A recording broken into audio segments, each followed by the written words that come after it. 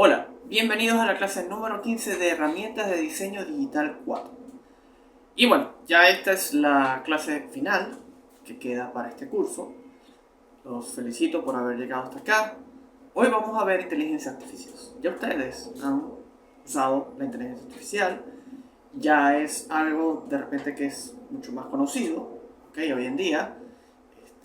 No es una cosa ya tan ciencia ficción como se hablaba hace 10, incluso hace 5 años, en muchas partes.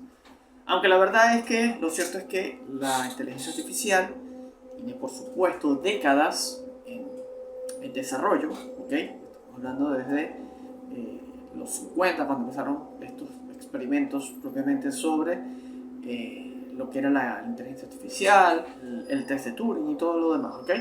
Si bien es cierto que ya usamos las herramientas de inteligencia artificial, la tenemos en Canva, la tenemos en WhatsApp, la tenemos en muchas partes, los buscadores todos tienen inteligencia artificial, aplicaciones como todas las que trae Adobe.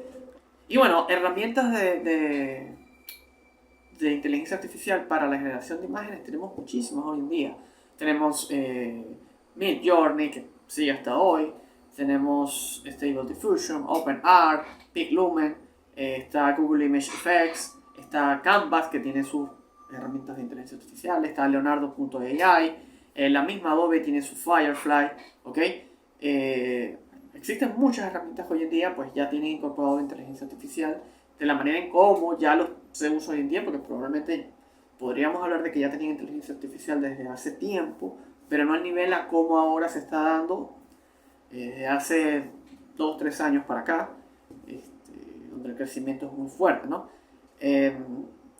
Entonces, según Shapiro en el 2023, dice que los casos de uso de la inteligencia artificial en lo que es el desarrollo de producción audiovisual, básicamente hay dos grandes categorías. ¿Okay?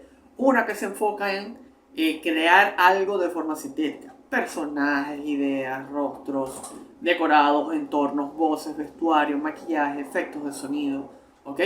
Que de alguna manera reemplazan la necesidad de una versión física o natural de estos objetos.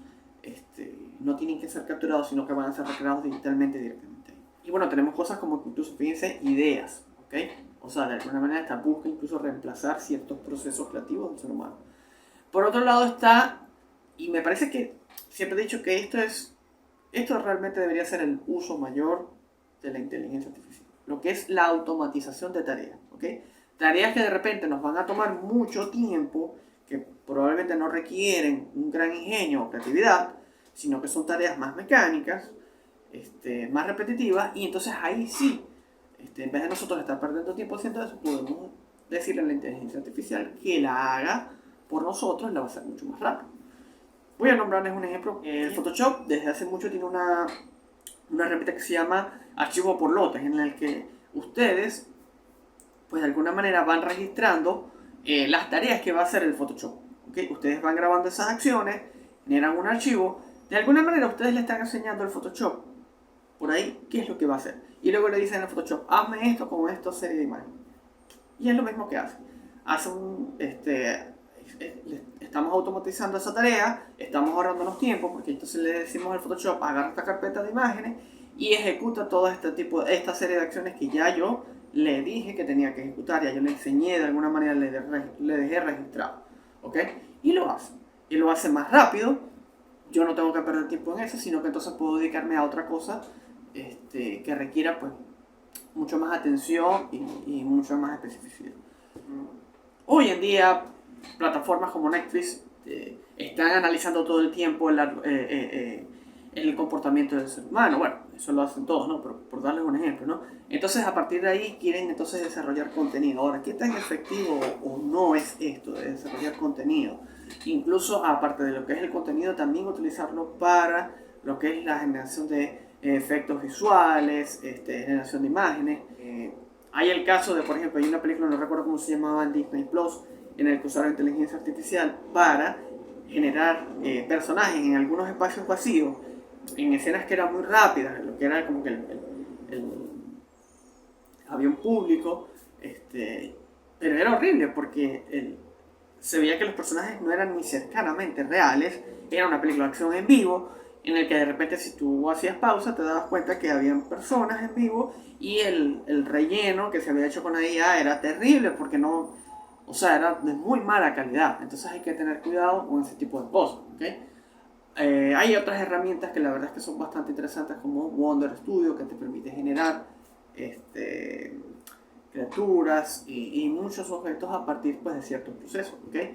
Está también este uso de la inteligencia artificial para lo que es, por ejemplo, el doblaje, en el que tenemos la producción, o sea, tenemos la película, está hablada en cierto idioma y la inteligencia artificial rápidamente permite utilizar esa misma voz de esos mismos actores y de una vez cambiarle el idioma e incluso los detalles faciales y todo, o sea, para que entonces la película esté doblada en otro idioma sin necesidad de actores. Eso es delicado, por supuesto. Siempre está esta polémica de que si la tecnología está para quitarnos el trabajo, cualquier X trabajo, ¿ok?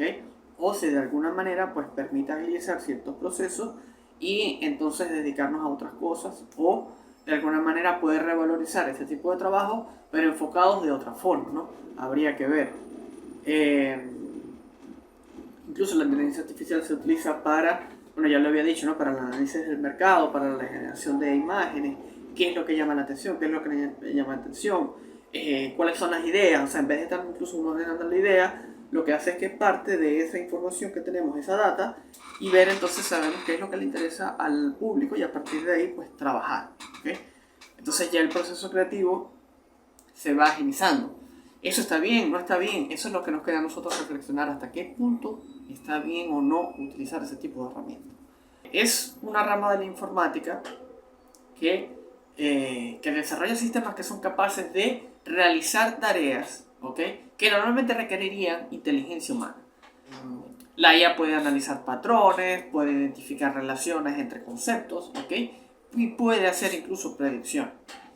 Existen diferentes tipos de IA y los principales son, por supuesto, los que son sistemas de IA estrecha, cortos, o sea, es como que de corto alcance porque están diseñados para realizar tareas muy específicas, ¿ok? Como por ejemplo reconocimiento facial, procesamiento del lenguaje natural, ¿ok?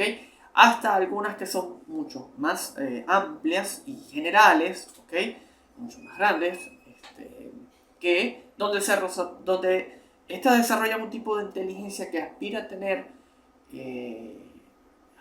incluso cierta capacidad cognitiva amplia en búsqueda de imitar lo que es al ser humano. ChatGPT es un modelo, ya lo hemos dicho, de lenguaje, que tiene más de 175 millones de parámetros, entrenado con grandes cantidades de texto para realizar tareas relacionadas con lo que es el lenguaje, que va desde lo que es desde la traducción hasta lo que es la generación de texto, resumen.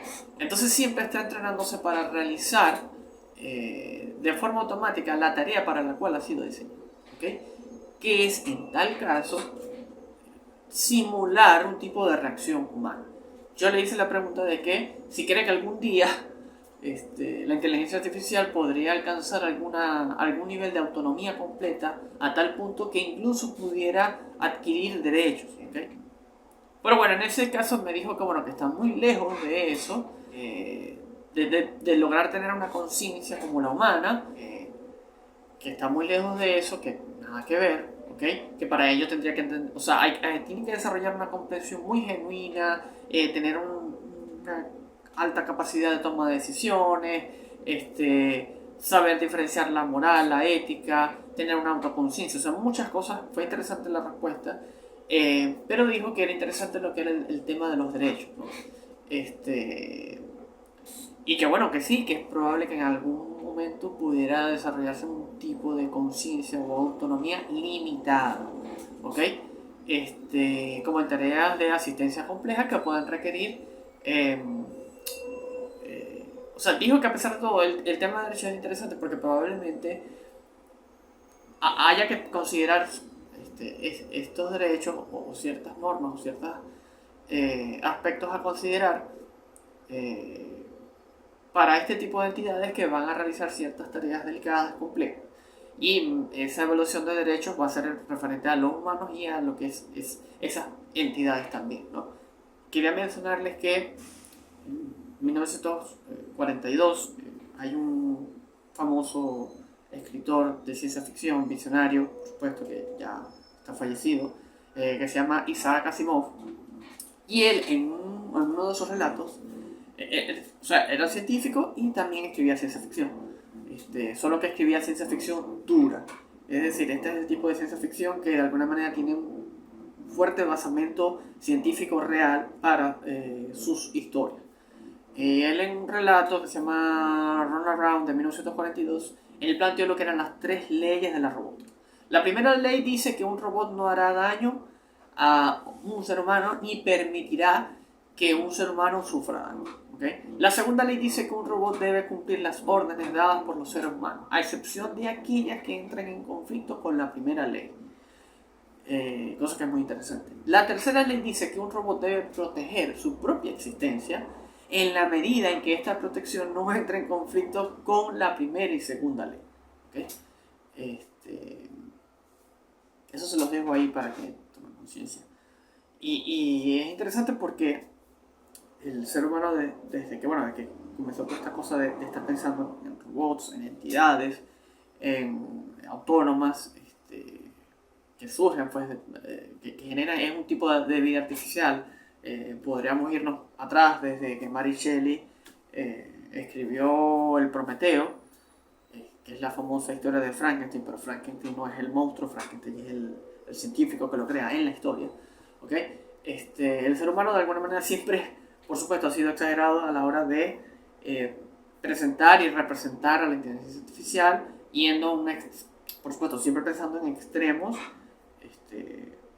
más que todo negativos, como por ejemplo Metrópolis, 2001, hay algunos ejemplos que son mucho más interesantes y que de alguna manera quieren ir más allá, como por ejemplo Blade Runner,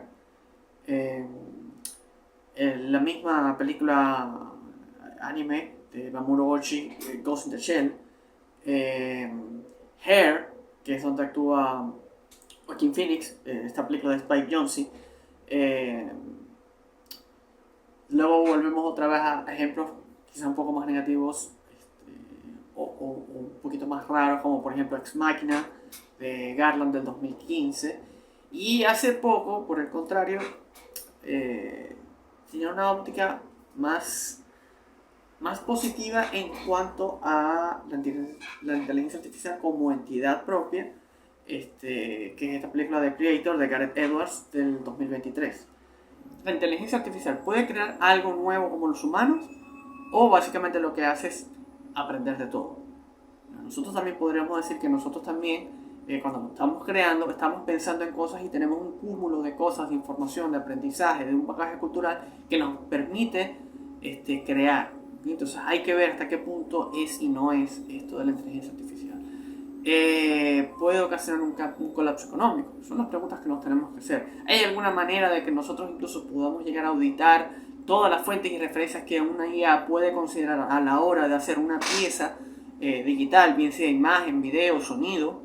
Es difícil, ¿ok? A menos que claramente deje evidenciado cierto estilo que uno diga, claro, te estás copiando de este artista o de este tipo de imagen o de este tipo de trabajo. Pero creo que lo importante de aquí entonces es reflexionar y pensar hacia dónde vamos con todo esto. La inteligencia artificial llegó para quedarse, no hay forma de que nosotros podamos evitar eso.